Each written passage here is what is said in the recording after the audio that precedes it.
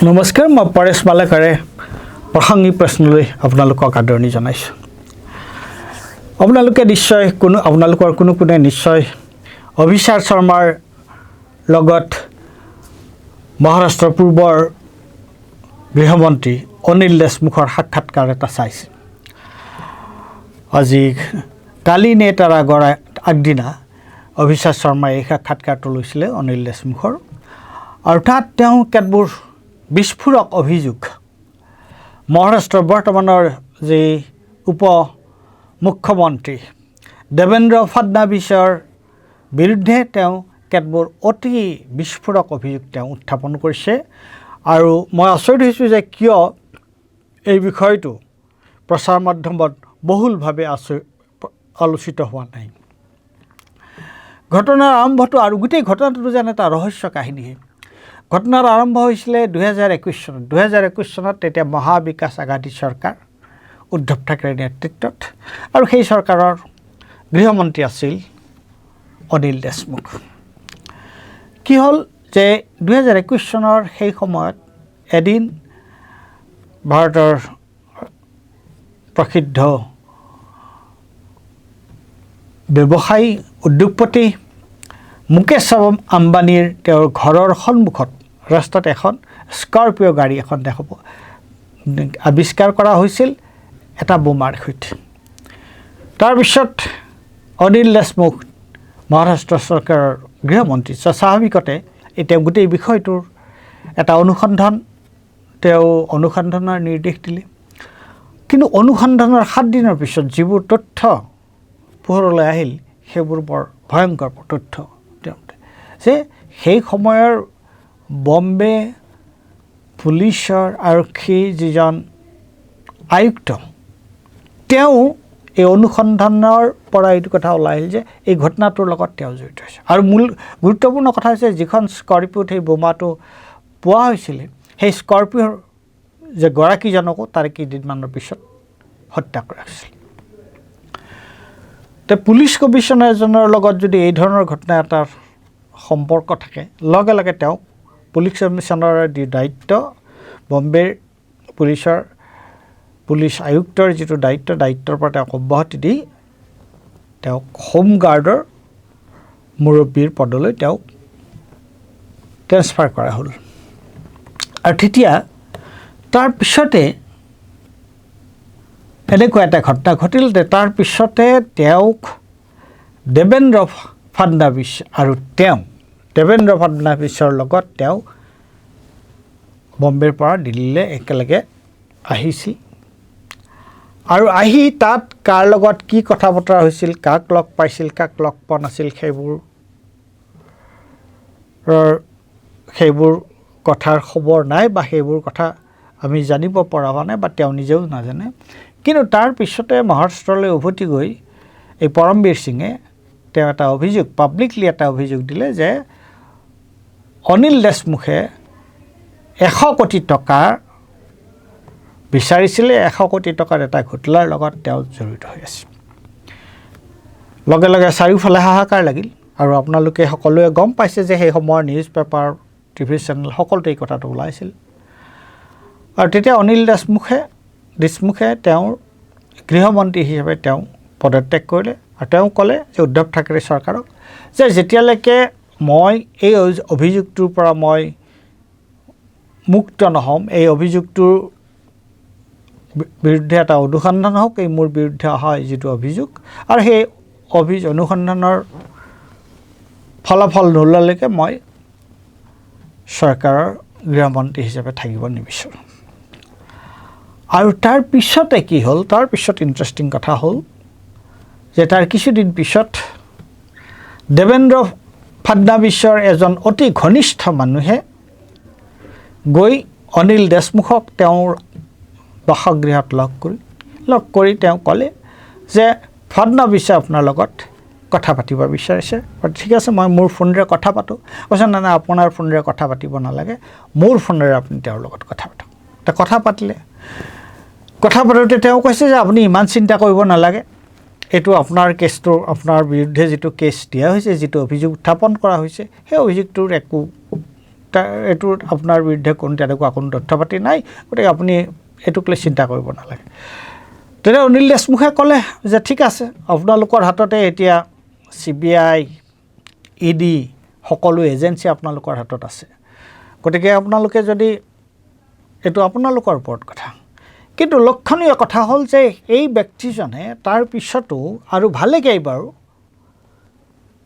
দেৱেন্দ্ৰ ফডনাভিছৰ নিৰ্দেশক্ৰমে অনিল দেশমুখক তেওঁৰ ঘৰত লগ কৰিছিলে, আৰু শেষৰবাৰ লগ কৰোঁতে তেওঁ যেতিয়া কথা পাতিছিলে তেতিয়া দেৱেন্দ্ৰ ফডনাভিছে অনিল দেশমুখক কৈছে, এইটো অনিল দেশমুখৰ কথা আৰু এইটো সাক্ষাৎকাৰটোত এই কথাটো কোৱা হৈছে, কৈছে যে আপোনালৈ মই এটা কিছু তথ্য পাতি পঠিয়াম আৰু সেই তথ্য পাতিখিনি চাই আপুনি কি বিবেচনা কৰে জনাব, মই আপোনালৈ পঠিয়াইছোঁ। ঠিক তেনেদৰে তাৰ কেইদিনমান পিছত এটা চিল এনভেলপত দেৱেন্দ্ৰ ফডনাভিছে অনিল দেশমুখলৈ এটা চিল এনভেলপ পঠিয়ালোঁ, আৰু এনভেলপটো খুলি চাই অনিল দেশমুখে দেখে যে এনভেলপটোত এখন শপতনামা অৰ্থাৎ এফিডেভিট এখন টাইপ কৰা আছে। সেই এফিডেভিটত 5জন ব্যক্তিৰ বিৰুদ্ধে অভিযোগ আছে, আৰু সেই অভিযোগ কৰিছে কোনে? অনিল দেশমুখে। আৰু অভিযোগ কাৰ কাৰ বিৰুদ্ধে কৰিছে? অভিযোগ কৰিছে উদ্ধৱ ঠাকৰেৰ বিৰুদ্ধে, যে উদ্ধৱ ঠাকৰে তেওঁক হোম মিনিষ্টাৰ হিচাপে তেওঁক 300 কোটি টকা ইলেকশ্যনৰ কাৰণে তেওঁ যোগাৰ কৰিবলৈ কৈছিলে। অভিযোগ আছে উদ্ধৱ ঠাকৰেৰ ল'ৰা আদিত্য ঠাকৰেৰ বিৰুদ্ধে, যে তেওঁ সেই সময়ত সুশান্ত সিঙৰ যিটো হত্যাকাণ্ড হৈছিল, সুশান্ত সিঙৰ যিটো মৃত্যু হৈছিল, আত্মহত্যা হৈছিল, এইটোক লৈ যে তেওঁৰ পিয়েক আদিত্য ঠাকৰে ধৰ্ষণ কৰিছিলে, আৰু ধৰ্ষণ কৰি চিঞৰ বাখৰ কৰোঁতে তেওঁক ওপৰ মহলৰ পৰা গতিয়াই তললৈ তেওঁক বগৰাই দিয়া হৈছিল, তাত তেওঁৰ মৃত্যু হৈছে। এই ধৰণৰ অভিযোগ আৰু অজিত পাৱাৰ আৰু অইন এজনৰ বিৰুদ্ধে। এই গোটেইবোৰ অভিযোগ সম্পৰ্কত এই গোটেইবোৰ অভিযোগ নামা তাত এফিডেভিটখন চহী কৰি দিব লাগে অনিল দেশমুখে। এইবোৰ চাই অনিল দেশমুখৰ চকু কপালত হ'ল, যে এই ধৰণৰ ঘটনাটো কেতিয়াও হোৱা নাই, মইতো কেতিয়াও এই ধৰণৰ ঘটনা দেখা নাই। তেওঁ লগে লগে দেৱেন্দ্ৰ ফডনাভিছক এই মানুহজনৰ যোগেদি, এই যিটো মধ্যৱৰ্তী আছিলে যিজন, তেওঁৰ যোগেদি ফোন কৰিলে, ফোনত কথা পাতিলে যে মইতো এইটো কেতিয়াও এই ধৰণৰ এফিডেভিট এখনত চহী কৰিব নোৱাৰোঁ, কাৰণ এইবিলাক মিছা কথা, এইবোৰ সম্পূৰ্ণ ভুল কথা, এই ধৰণৰ ঘটনা ঘটা নাই, আৰু মই ইয়াৰ সাক্ষী নহয়, মই কেনেকৈ এইবিলাকত চহী কৰিম। গতিকে গ'ল কথা গুচিল, মানুহজন গুচি গ'ল। আৰু ইতিমধ্যে আপোনালোকৰ গুৰুত্বপূৰ্ণ কথা হৈছে এইটো, যে এই যে মাজতে এইখিনি কথা কৈ থোৱাটো যুক্তিপূৰ্ণ হ'ব, যে এই যে পৰমবীৰ সিঙক যে বম্বেৰ পুলিচ আয়ুক্তৰ পৰা বদলি কৰি তেওঁক যে হোমগাৰ্ডৰ মুৰব্বী লৈ তেওঁক বদলি কৰা হৈছিল, সেই সময়তে আপোনালোকে এই কথাটো শুনিছে যে তেওঁ নিখোজ হৈ গ'ল। তেওঁ চৰকাৰৰ লগত কোনো চৰকাৰৰ অনুমতি নোলোৱাকৈ, উদ্ধৱ ঠাকৰে চৰকাৰৰ অনুমতি নোলোৱাকৈ তেওঁ নিখোজ হৈ গ'ল। তেওঁক ক'তো বিচাৰি নোপোৱা হ'ল, আৰু অৱশেষত চৰকাৰে, এই মহা বিকাশ আঘাডী চৰকাৰ, উদ্ধৱ ঠাকৰেৰ নেতৃত্বত যি চৰকাৰ আছিল, সেই চৰকাৰে তেওঁক বৰখাস্ত কৰিলে, চাকৰিৰ পৰা বৰখাস্ত কৰিলে। আৰু ইফালে যিদিনাই অনিল দেশমুখে অস্বীকাৰ কৰিলে, সেই এফিডেভিটত চহী কৰিবলৈ অস্বীকাৰ কৰিলে, দেৱেন্দ্ৰ ফডনাভিছে পঠোৱা এফিডেভিটত চহী কৰিবলৈ অস্বীকাৰ কৰিলে,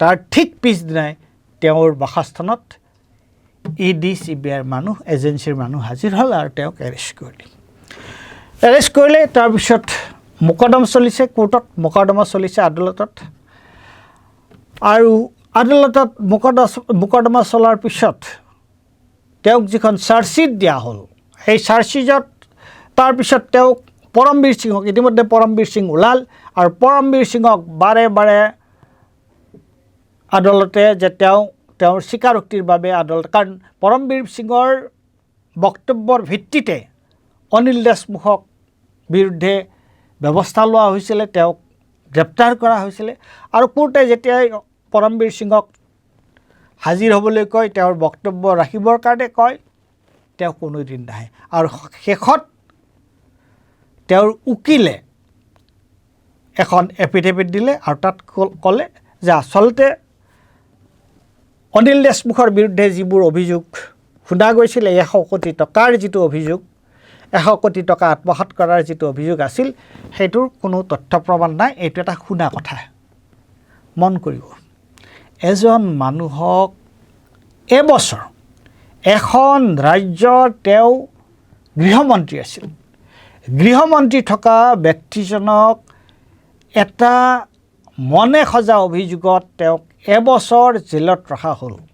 আৰু জেলত ৰখাৰ পিছত যেতিয়া পুলিচক চাৰ্জশ্বিট দিবলৈ কোৱা হ'ল, এজেঞ্চিবিলাকক চাৰ্জশ্বিট দিবলৈ কোৱা হ'ল, তেওঁলোকে চাৰ্জশ্বিটত উল্লেখ কৰিলে যে 100 কোটি নহয়, 1,71,00,000 টকাৰহে এইটো অভিযোগ। আৰু তাৰো যেতিয়া কোৱা হ'ল যে তাৰ সাক্ষ্য প্ৰমাণ কি, তেওঁলোকে ক'লে যে এইটো আচলতে তাৰ কোনো সাক্ষ্য প্ৰমাণ তেওঁলোকৰ হাতত নাছিল, কেৱল এইটো এটা মনে সজা মানুহৰ মুখত শুনা কথাহে আছিল। গতিকে প্ৰশ্নটো হ'ল এইটোৱে যে এখন ৰাজ্যৰ গৃহমন্ত্ৰী এজনক যদি এনেকুৱাকৈ হাৰাশাস্তি কৰিব পৰা হয়, তেওঁক যদি এনেকুৱাকৈ মনে সজা অভিযোগত তেওঁক যদি এবছৰ জেলত সোমাই দিয়া হয়। আৰু আপোনালোকে জানেই যে একনাথ সিন্ধেৰ মহাবিকাশ আঘাডী চৰকাৰৰ কেনেকৈ পতন হৈছিল, একনাথ সিন্ধে কি কৰিছিলে, তেওঁ MLA বিলাক কেনেকৈ গুৱাহাটীলৈ লৈ আহিছিলে, ইয়াত ৰেডিশ্যন ব্লু হোটেলত কেনেকৈ আছিল, এই গোটেই ঘটনাবোৰ আমি জানো। অৰ্থাৎ ভয় ভাবুকিৰ দ্বাৰা বিৰোধী পক্ষৰ গুৰুত্বপূৰ্ণ নেতাক ভয় ভাবুকিৰ দ্বাৰা তেওঁলোকে বশ কৰি চৰকাৰ চলোৱা, চৰকাৰ ভঙা, বিৰোধী পক্ষৰ চৰকাৰ ভঙা, এই যিটো টেকটিক্স, এই যিটো কৌশল, তাৰ এটা শেহতীয়া, এই কথাবোৰ আমি আগতেও গম পাইছিলোঁ, নোপোৱা নহয়। কিন্তু এই যিটো অভিষেক শৰ্মাৰ লগত অনিল দেশমুখৰ এই দুদিন আগতে হোৱা যিটো সাক্ষাৎকাৰ, সেই সাক্ষাৎকাৰটোৱে এইটোক আৰু বেছি স্পষ্টভাৱে উলিয়াই দিছে। আৰু অভিষেক শৰ্মাই যেতিয়া অনিল দেশমুখ প্ৰশ্ন কৰিছিল যে আপুনি এই ধৰণৰ এনেকুৱা এটা অভিযোগ আনিছে, বৰ্তমানৰ এই বিজেপি যুক্ত মৰ্চাৰ চৰকাৰৰ উপ মুখ্যমন্ত্ৰী দেবেন্দ্ৰ ফাডনাভিছৰ বিৰুদ্ধে এই ধৰণৰ অভিযোগ এটা আনিছে, আপোনাৰ হাতত তথ্য প্ৰমাণ আছেনে? তেতিয়া তেওঁ কৈছিলে যে মই এনেকুৱা ধৰণৰ এটা গুৰুত্বপূৰ্ণ অভিযোগ, কোনো তথ্য প্ৰমাণ নোহোৱাকৈ মই এই ধৰণৰ অভিযোগটো কেতিয়াও নানো। আৰু মই সময়ত মোৰ আগৰ মিটিংবিলাকতো, সভাবিলাকতো কৈছিলোঁ যে এই ধৰণৰ এটা এফিডেভিট তেওঁলোকে মোক দিয়াটো বিচাৰিছিলে, কিন্তু কিহৰ ভিত্তিত, কি পইণ্টৰ ভিত্তিত এফিডেভিটটোত কি যোগ কৰাৰ আছিল, সেইবোৰ কেৱল মই কোৱা নাছিলোঁ, এতিয়া আছে। আৰু মই এই যিজন মানুহ দেবেন্দ্ৰ ফাডনাভিছৰ যিজন ঘনিষ্ঠ মানুহে বাৰে বাৰে তেখেতৰ ওচৰলৈ আহিছিল, তেওঁ কৈছে যে তেওঁৰ লগত হোৱা সকলো কথোপকথন মই ৰেকৰ্ড কৰিছোঁ। আৰু এতিয়া দেবেন্দ্ৰ ফাডনাভিছে কৈছে যে যদিহে মই অনিল দেশমুখৰ বিৰুদ্ধে, দেশমুখৰ সন্দৰ্ভত মই যিবোৰ কথা জানো, সেই কথাবোৰ যদি ৰাজহুৱা কৰোঁ, তেতিয়াহ'লে অনিল দেশমুখৰ তেওঁ নিজকে লুকাবলৈ কোনো ঠাই নোহোৱা হ'ব। তেতিয়া অনিল দেশমুখে কৈছে যে মই তেওঁক প্ৰত্যাহ্বান জনাইছোঁ, মুকলি প্ৰত্যাহ্বান জনাইছোঁ অভিষেক শৰ্মাৰ চেনেলৰ পৰাই। আৰু এনেও তেওঁ কৈছে মই তেওঁক মুকলি প্ৰত্যাহ্বান জনাইছোঁ যে তেওঁ মোৰ বিৰুদ্ধে তেওঁৰ হাতত কি তথ্য প্ৰমাণ আছে আৰু কি কথা আছে তেওঁৰ হাতত তেওঁ মুকলি কৰক, আৰু মই তাৰ জবাব দিবলৈ ৰাজি আছোঁ।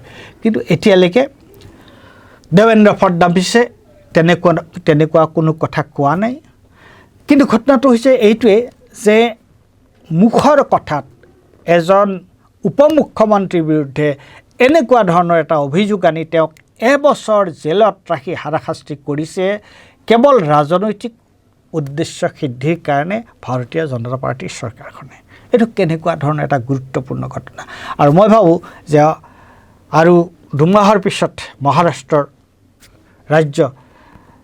বিধানসভাৰ নিৰ্বাচন আহি আছে এই কথাবোৰে নিশ্চয় এই বিধানসভাৰ নিৰ্বাচনত তাৰ প্ৰভাৱ এই কথাবোৰে পৰিব আৰু এতিয়া বাতৰি কাকত বা সংবাদ মাধ্যমৰ বিভিন্ন সংবাদ মাধ্যমত ইয়াৰ কি প্ৰতিক্ৰিয়া হয় কি নহয় সেইটো চাবলৈ আমি বাট চাই আছোঁ ধন্যবাদ